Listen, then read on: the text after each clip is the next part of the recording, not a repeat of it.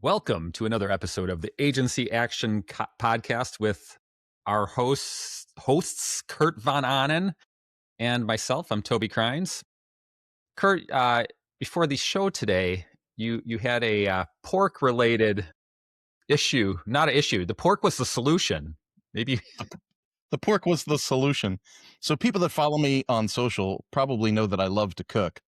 And I have this thing I do called Fitness Focus Freedom Friday. And I kind of evaluate my week and talk to folks. And this week has been like a really off week. Like all these invoices are not paid, And so I reached out to some people and they were like, oh yeah, I'll make sure I pay you by Friday. Make sure I pay you by Friday. Get up this morning, they're not paid. And I thought, am I going to let this ruin my day? I can't let this ruin my day, right? As an entrepreneur, we're in charge of our space. And so I did something that self-employed people can do, but not corporately employed people can do usually. And that's, I said, I'm going to the store, buying some food and firing up the grill. And today I'll be cooking and enjoying an adult beverage, maybe a cigar on the back porch. I don't know, but it's going to be like a mental health break day and just doing things I love to do. and all this leads into today's topic for agency action, which is taking time off, setting boundaries around time off. Yeah. I remember early in my career, this would have been like 2008 probably. I took a call. I was in a line at Disneyland and I took a call from a client. While I'm in line, I can barely hear them. They're hearing roller coasters. And I just remember it did more harm to the relationship than good. In hindsight, I should have just been unavailable. And like maybe they would have been pissed I was unavailable, but at least like it wouldn't have caused these other like, he's at Disney World. Like these like comments. I remember like hearing, I think they like sent me some thread, like I got copied on something I shouldn't have been, and they're like, he's at effing Disney World. And I'm like, okay, I should have just not answered the phone. So there's a weird, like, psychotic break that happens with clients when they feel they have an emergency. And I've really grasped a hold of this. It took me way too long to get to this though, Toby. They feel like because they give you any money at all, because it doesn't matter what the dollar amount is, doesn't matter what the dollar amount is. They think they own you. They think that you are they try to treat you like you're an employee, but worse than that, like you got to be available 24/7. If they got a question, you got to answer right away. You got to be boom, Johnny on the spot. And so over time, I had to create like a cadence for communication with people. Like this scope of work includes this many meetings, these many calls. Like this is our reporting cadence. We're going to send you reports every 2 weeks. Like I have to set it all up because I know that clients have a tendency to get anxious. And when they get anxious, they try to push that to other people, right? They try to project it and get it away from them. And I'm just not up for that. I used to be, hey, I'm going to give these guys the best service they've ever had. And then just like you, I realized I'm not giving them the best service they've ever had. They're getting parts of me on the fly. I'm not working at my best. They're not seeing my best, and they're losing confidence in what I'm providing, even though in my mind, I'm going above and beyond. Yeah. And when I've taken vacations for work, and by the way, like I struggle with this. I'm scheduled to take a 1 week vacation in March. And I'm actually feeling a lot of anxiety around it today. And I don't know why I'm feeling anxiety. It's going to be fine. I've done it before. I don't do it enough to where it feels comfortable, I think. But every time I do it, it feels good to do. And by do it, let's define it in this case. It's this question of, when you go on vacation, are you totally unplugging and not responding to emails, not responding to calls, or are you just bringing your laptop to the pool? Yeah. Yeah. And that's a huge difference. Like I was saying in the beginning, I can remember this stupid backpack I carried. It must have weighed 72 pounds. I mean, batteries, cameras, phones, charging cables, extra charging cables, right? Universal charger systems, right? So you could plug into any charging outlet anywhere in the world. Laptops. I used to carry all this junk with me, external hard drives. I would go and TSA would look at me like, are any of these explosive? Like, like, why do you have all this junk? And it's like, well, you never know if something's going to go wrong. I got to be available. And I learned something, and I was going to ask you, how many people know that you're taking vacation that haven't seen the podcast yet? Zero, including my internal team, which I'm going to inform as soon as I get around to it, hopefully soon. I've just forgotten, but I trust. Well, here's the thing. Even if I didn't trust them, this is the learning of 20 years of owning an agency. It's I build relationships with my customers every day so that when things go wrong while I'm on vacation, I can repair those relationships. Yeah. Yeah, totally. Dude, you're hitting the nail on the head. I used to send out an email that would say something along the lines of, "Hey, just a heads up, I'm going to be out of town from this date to this date.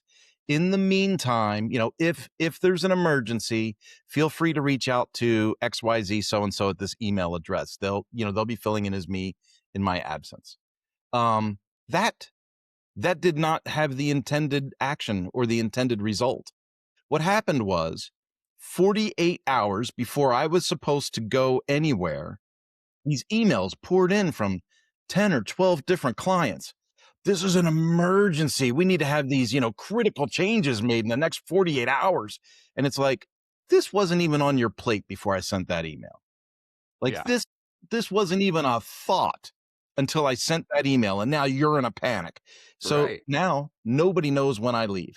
Do you think I sent an email out that said, "Hey, Kurt's not going to be available today. He's going to be manning the grill and drinking a beer"? No, that's not. I didn't send any emails. People will send an email, and I'll respond to it tomorrow or Monday.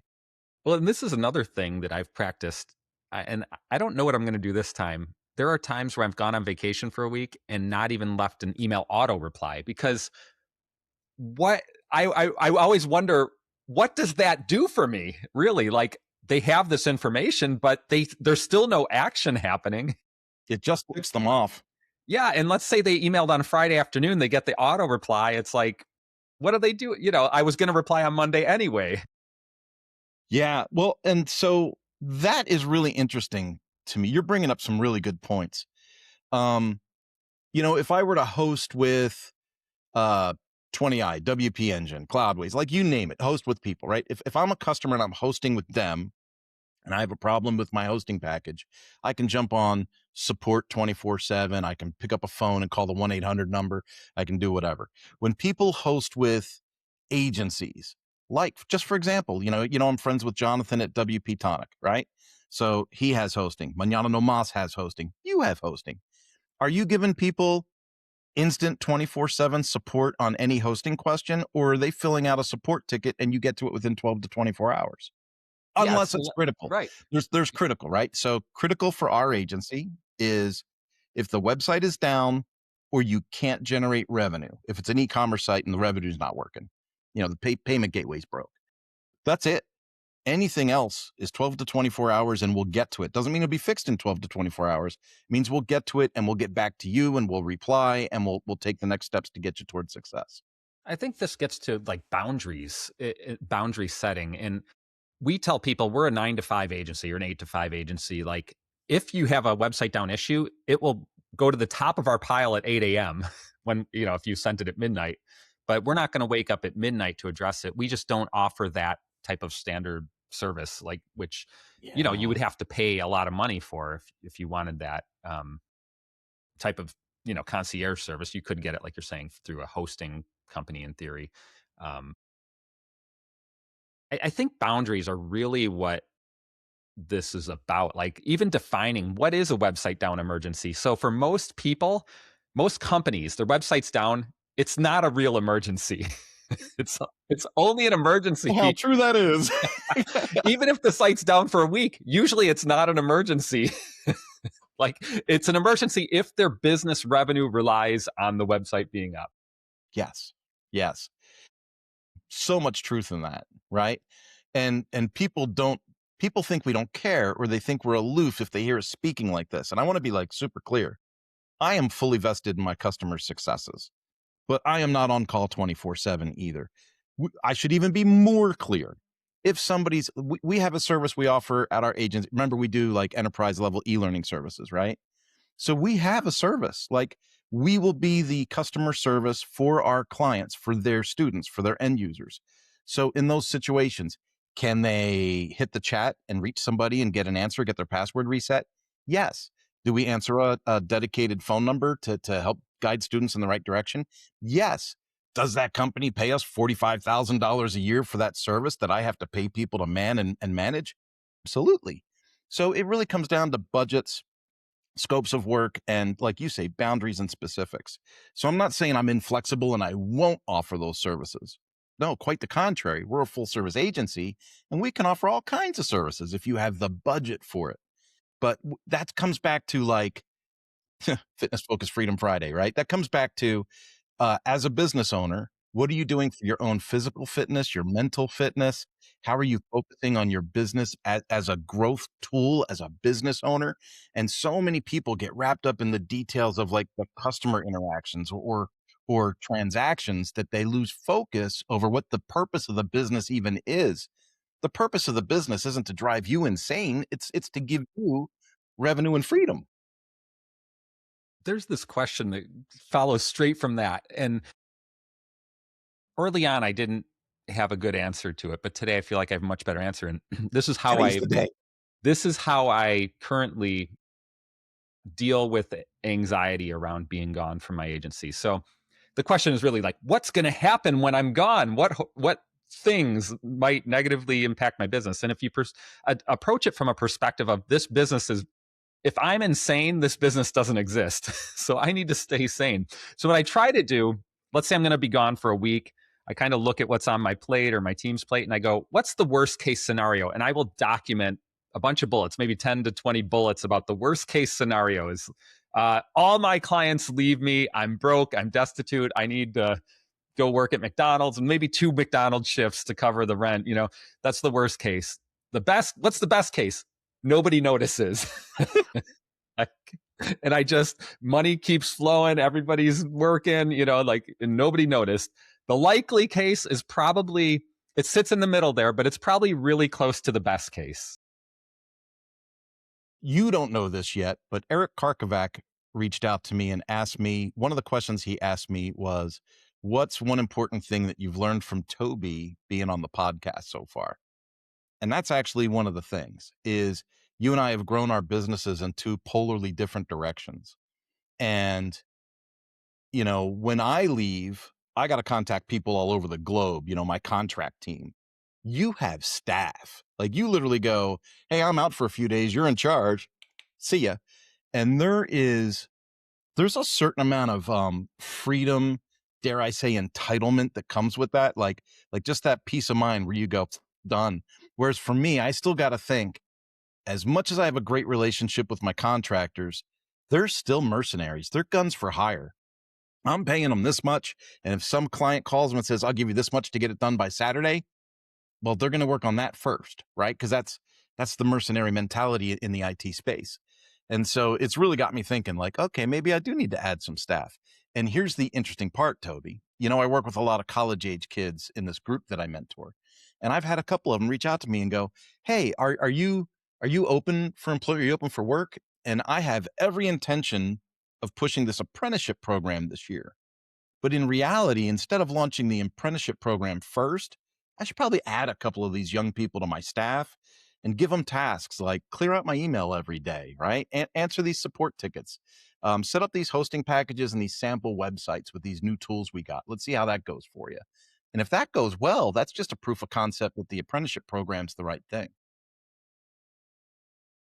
There's this thing you just brought up that's the thing is building a process-driven agency. And now most of us have, well, pretty much every agency in the world has processes, whether you know it or not. And the question is, are they serving your end goals of being sane, building a long-term business for yourself and your family? And I think like this idea of like how dependent, this is a question everyone should ask as an agency owner, how dependent is your business on you?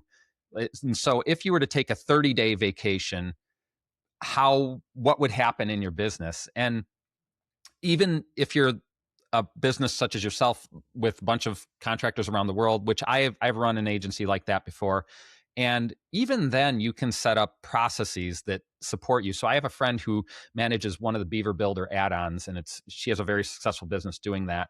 And she has someone in, I think it's Pakistan or something, but it's a person that all those support tickets go to. And that person knows how to triage them.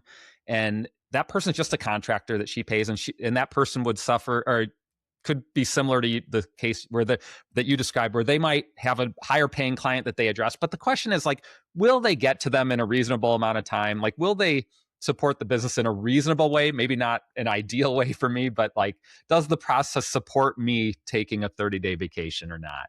It doesn't have to be perfect, but is it enough? Does it get me to that likely scenario where, yeah, some people are pissed. Maybe I lost one client, but I didn't lose 100.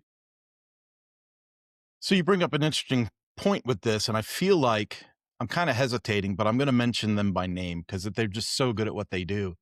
I work directly with the folks at Lifter LMS. Chris will take a sabbatical. They call it a sabbatical. He'll leave for 6 weeks. But what's so interesting about Lifter LMS and how well that it's run is they have a playbook, or they call it the playbook, right? It's like an online documentation system of everything that the company does, everything.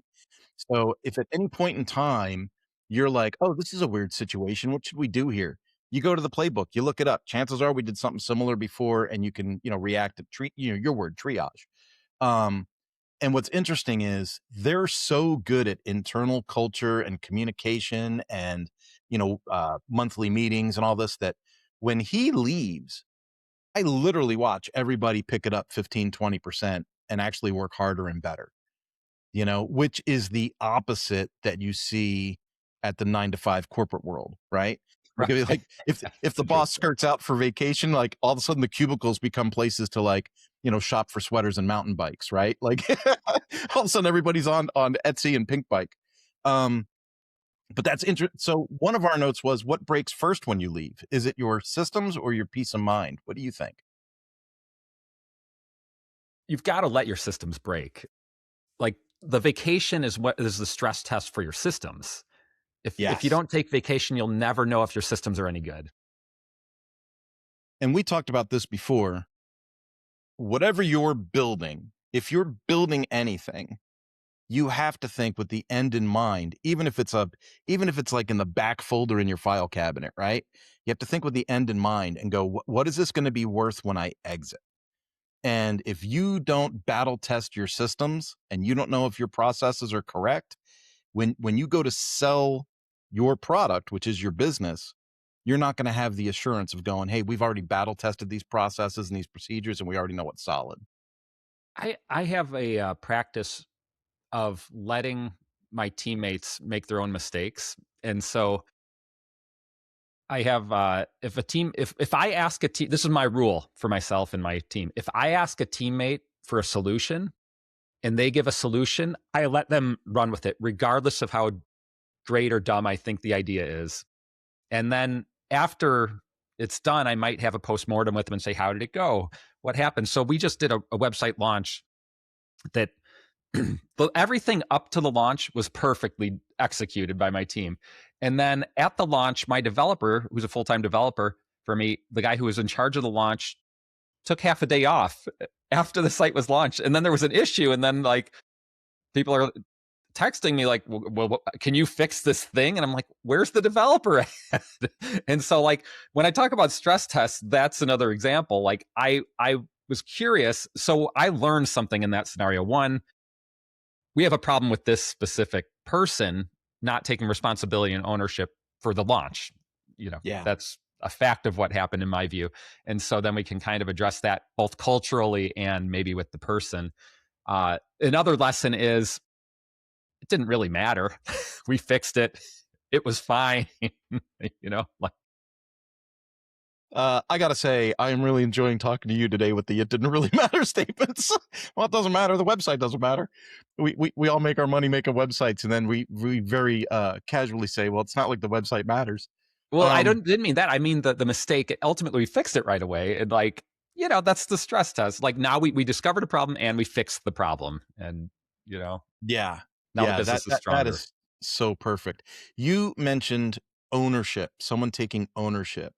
And I want to be like, for anyone that's thinking about starting an agency or anyone that's thinking about hiring people, I hear that term a lot. Well, I was looking for work a few years ago. I was going to take a job, you know, and everybody was trying to like lowball me on salary and then talk to me about the ownership of the department that I would be in charge of, right? And I was like, for 50 grand a year, I don't take any ownership. like the no, this is you're not buying me 24/7. You're buying 40 hours a week from me.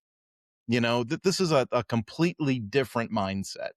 And I think as agency owners, because I've seen people get upset about this, they'll be like, so and so dropped the ball. That was unacceptable. That was, and they say these horrible things about people on their staff, even if they think it's a closed room. Like sometimes I do office hours or masterminds with other people, and they'll say, hey, I don't want this getting out in public, but man, this guy really dropped the ball and screwed the pooch, and I just got to vent to somebody, and they didn't take ownership. And I'm like, well, why would they take ownership? Like, do you compensate them beyond the moon? No, you don't, right? So are you overpaying them? No, you're not. Do they are they family? Right? No, they're not. And so you go through this thing. So why would they take ownership of it? They're going to meet their I always look at employees as like their job in life is to do the least amount of work for the most amount of money possible. And your job as an agency owner is to get the most amount of work for the least amount of money possible. And that sounds mean, right? Like when I say it like that, people go, that's very matter of fact and crass. But it's not crass. It's how business works. That's how business owners make margin. And so you have to run that teeter totter of, margin versus loyalty, margin versus ownership. And you have to be very, very honest about your discussions. But I think ownership, when it comes to a person owning their work in Yeah. any environment, A sense of pride. there. What I would kind of reframe it slightly differently than you did, and point to the things that are measured are the things that are improved. And and so for me, this is one of those things that I highly value. You launched a site, you need to be there to support it. And Yeah. that's something I don't have a lot of conversations with my developers about anything really these days.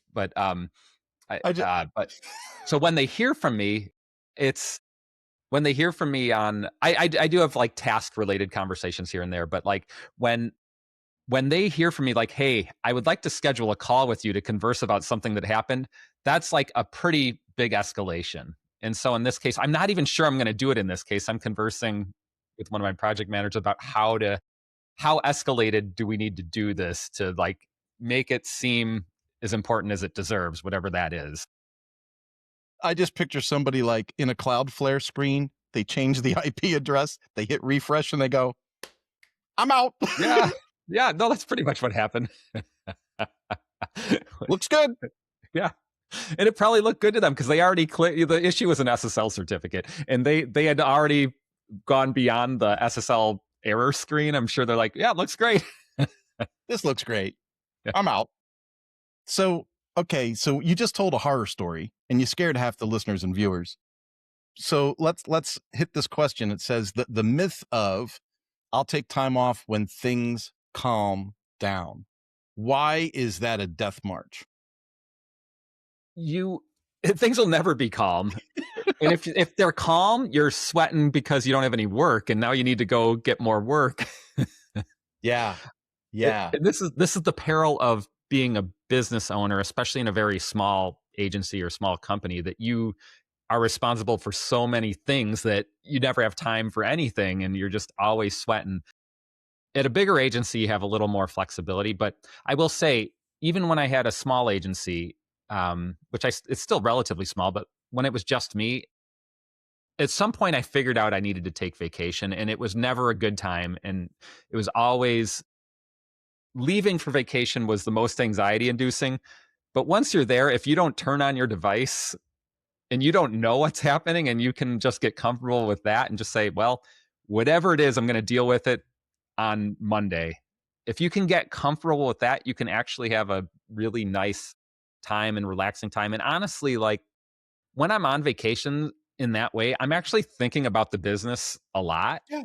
but I'm thinking about it from more of a strategic perspective and not even intentionally. Like I might be Like reading a book healthy and then organic thought. yeah, yeah. And so I have ideas sometimes that I would never have while I'm sitting in the work. Well, you bring up so many good points. So I remember when we lived in Southern California, my son was in the Scouts and I was one of the adult volunteers, and we'd go on these camping trips, and we'd drive the camper van out to Death Valley somewhere, and no service, nothing. Like I got my laptop, my phone, I'm gonna hit a hotspot, nothing. There's nothing out there. The coverage map had lied. And then I was like, oh no, right? By the end of Saturday, we're riding mountain bikes, we're sitting by the campfire, we're eating hamburgers, we're just having a good time. Sunday, we get up, we go for a hike, and then the guy that ran the Scouts took us on some like historical thing, like this is the mine where they got the iron that made warships. Like he just knew everything about Death Valley, knew everything, and we just unplugged. And I was so much healthier when I got back to the office, Monday, and just was like, okay, cool, awesome. And then you talked about like those organic business growth thoughts. And that leads me to there's so much value in checking out and going to like a 2 day, maybe it's WordCamp, maybe it's press conf, maybe it's a local thing, maybe it's a digital detox camp that you go to with other entrepreneurs. Those things are so freaking healthy to go to because then you're immersed with other business owners and you're having conversations about growth and opportunities. One thing that we kind of might be worth us doing right now is defining what are actual emergencies in a web development agency or a WordPress agency. What things feel urgent but aren't? Hmm. That's a weird one. I'm taking a pause because for me, like I said it earlier in the show, from the customer perspective, I tell them right up front, you can contact me directly for emergencies. You have my information to contact me directly, but you can only call me directly for emergencies. And that's if the website's down or you can't create revenue. But if you're in Death Valley, that doesn't work. No, but then they have a backup. We have someone else on the team they can refer to. And people aren't going to like this. We have a support ticketing system. Put a ticket in the system. Someone on the team's going to see it. Customers hate that because they want to talk to who's in charge. But you know what? You don't always get who's in charge. And I think a lot of it depends on who's on your team, and also what systems you have. But if you're a solopreneur and you're the only guy with the access, Oh, the yeah. systems don't matter. You're just out in Yeah. this vacation scenario. You need somebody to back something up, whether it's a contractor that you say, hey, I'm going to be out for 3 days. I need you to, keep an eye on this email account and let me know if it pings you. Um, I got to be I honest though. I've been in that scenario, and it never feels good to me as being the backup person. And I'm always like, why don't you just take vacation and deal with the fallout? deal with the fallout when you get back. Well, for me, it is about the emergencies, right? So we said, what's an emergency? I'm not dealing with every support ticket. It's just emergencies. The website's down, or uh, perfect example. Let's talk about like nightmares, right? So what was your, like first time you left and something really went wacky, crazy, go nuts? We for a while used Elementor on a ton of websites, and we had foolishly allowed those to auto update. And I was going out of town, and all of a sudden, boom, 8 sites are broken with updates, and everybody's freaking out, right? And a couple of them were WooCommerce sites where, they weren't making big sales. Like, to your point, we wouldn't consider these emergencies. Oh, you're not going to make $19 this weekend, right? Like, it's not the end of the world. But to the customer, it's a big, big, big deal. The white screen of death. And what if somebody sees it? And that really freaked me out. Like that caused process changes.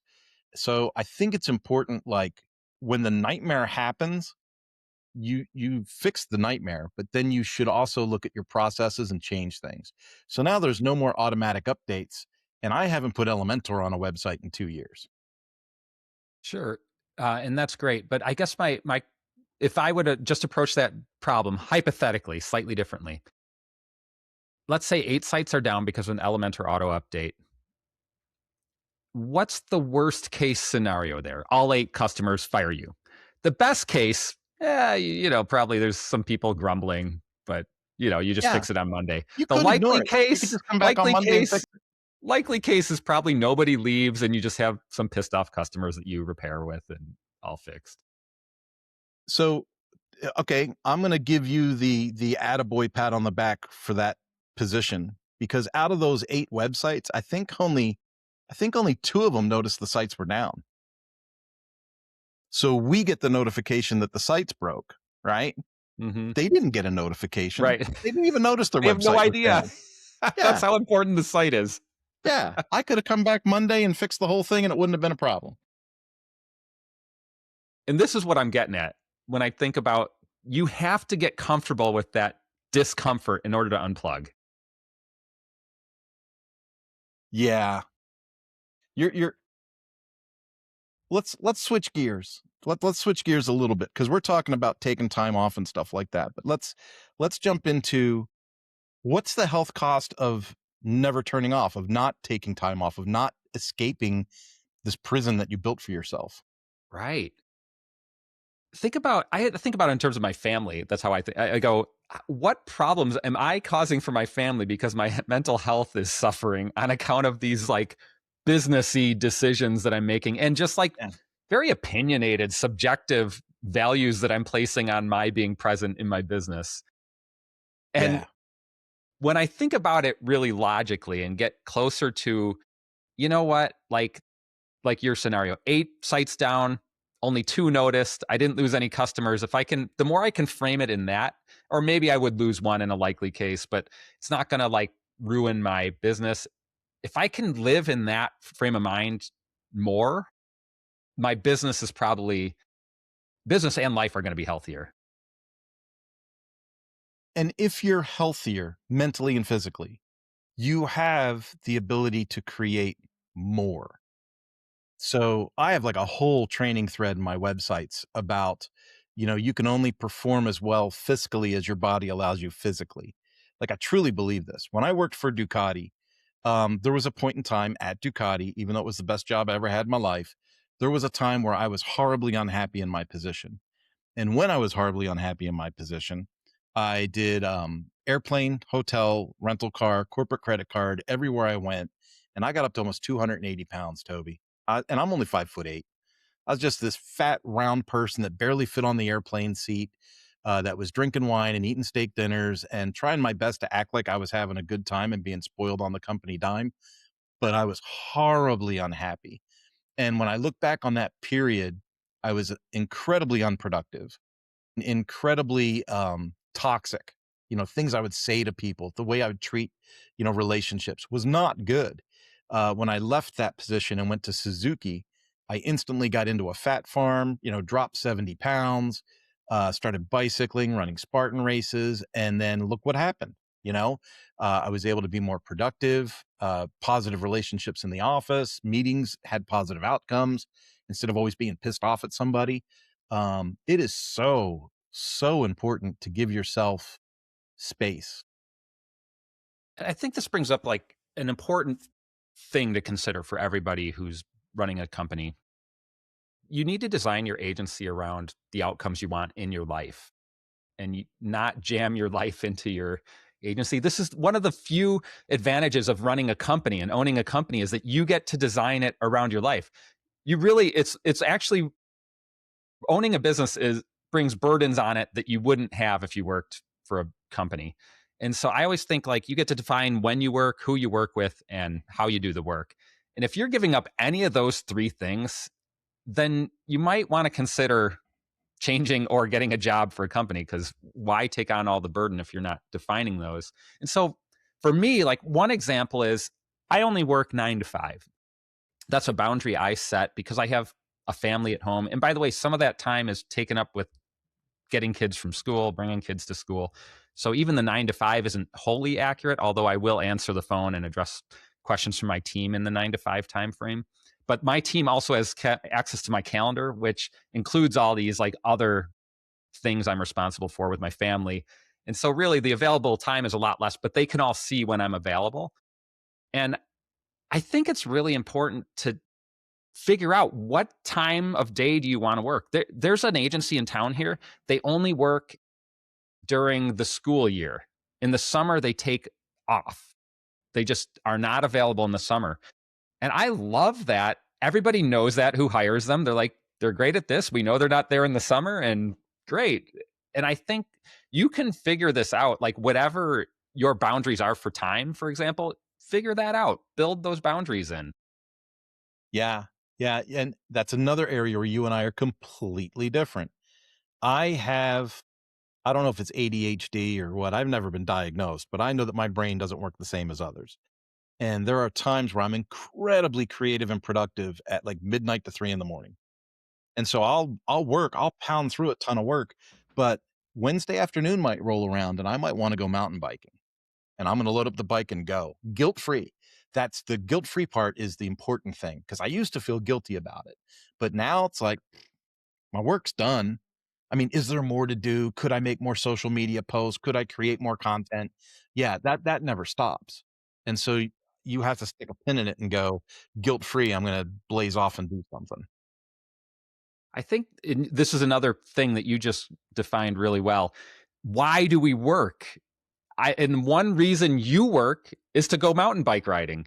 Yeah. One reason I yeah, one reason I work is to play guitar. And these are like very selfish things. They're little things that, aren't expensive. They're just like things that we love. I also play in a cake dad band, and that's one of the reasons why I own this business is so I can once a week or once a month go and meet up with four other grown men who have full-time jobs and play some music that we love. Oh, well, I sure hope people are enjoying this show, Toby, because I think there's a lot of killer lines in here about things. For me, taking time off without feeling guilty is critical. I don't think I would be comfortable with like the sabbatical idea yet. Like, I don't think I could disappear for 6 weeks. I can disappear for afternoons. I can disappear for weekends. I could disappear for a week. I took my wife to Italy for a week. Let me challenge you Nothing really burnt quick. down. Huh? What's the blocker? I'm going to challenge you to just go a little deeper there. What's the blocker to the 6 week sabbatical for you right now? It's the thing I learned from Toby Cryns. If I were to build staff that was full-time employed at Manana No Mas and knew that I had people on the hook full-time to babysit while I left, I would do that in a heartbeat. So I'm going to just be your business coach for a second. Hire somebody. How many staff do you need to make that a reality? Here comes the really stupid part because I thought about this. I thought about this earlier. One. I just want someone that I can forward my email to and they can respond as me or on behalf of me until I get back. And hypothetically, in this scenario, I'm being a business coach still. Do you know that person who could do that? We're really close to knowing that person. I've got a couple of people that said they wanted to work for me. Oddly enough, one is an IT professional who is basically being forced to retire from the government. So he has had a government IT job for decades. And he's like, I still need something to do, And I'm like, he's older, he's mature, he's seasoned. He'll be able to pick up what I'm doing. But I really like working with the younger people that I know. And I've got a couple of young folks in the college group that would like to work with me. And all this is to say, the scenario you described, I'm not surprised. Usually it's just like you're missing one person. Just one. And all, Just all we're one. talking about is sustaining for 6 weeks. We're not talking about expanding the business and building an empire. We're saying, I need a 6 week mental health recharge break. What do I need to do that? And actually, this conversation now, I'm like, okay, I need to take a 6 week sabbatical because I probably can today, really, in reality. And it never occurred to me until right now. So thank you. So, area, surroundings, environment, so important.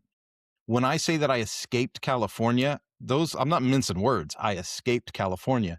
When I ran the business in California, the economy was so upside down for us I had to say yes to every deal. Like I would tell somebody, yeah, I could do that for $5,000. And they go, well, we have a $1,500 budget. I guess we'll go somewhere else. Like, oh crap, I'll take the $1,500.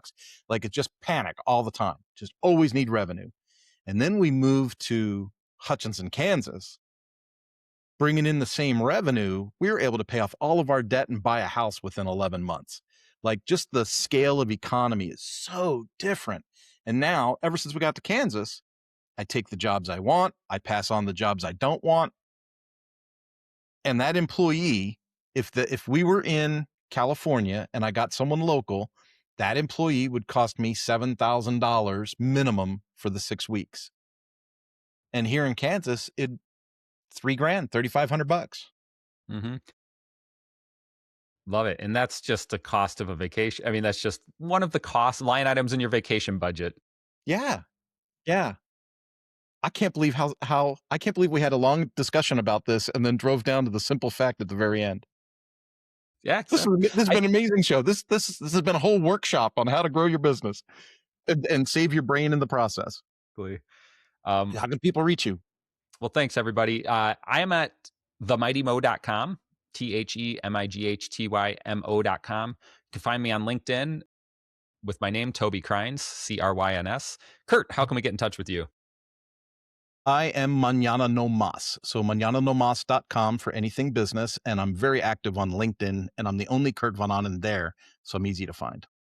Thanks. And if anyone has a question related to taking time off or vacation or ideas, please leave a comment on any of the social platforms. We check those. And if you have a question for a future episode, leave that there too. Thanks, everybody. This has been Agency Action with Kurt and Toby. Looking forward to seeing you soon.